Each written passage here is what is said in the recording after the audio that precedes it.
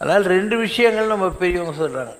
விதி உண்மையாகவே இருக்குது, அதனுடைய பலன்களை எல்லாரும் அனுபவித்து தான் ஆகணுங்கிறது. ஊழிர் பெருவலி ஆவுல, விதியை விட பெரிய வியாதி இந்த உலகத்தில் ஏதாவது இருக்கா? ஊழிர் பெருவலி ஆவுல அப்படிங்கிறார். அதே திருவள்ளுவர் என்ன சொல்கிறாரு? ஊழையும் உப்பக்கம் காண்ப உழைவின்றி தாழாது உயர்த்துபவருங்கிறார். விதி எவ்வளோதான் மோசமாக இருந்தால் கூட ஊழையும் உப்பக்கம் உழைவின்றி ஆனால் தளராமல் உழைவின்றி உயர்த்துபவர்னா முயற்சிகளை செய்கிறவர்கள் அப்படின்னு. இப்போ முயற்சின்றது என்ன? உன்னால் ஒன்றும் பண்ணிட முடியாது. You can take the help of God. கடவுள் ஒருத்தர் இருக்கார், அவர் மேலான ஆற்றல் உள்ளவர்.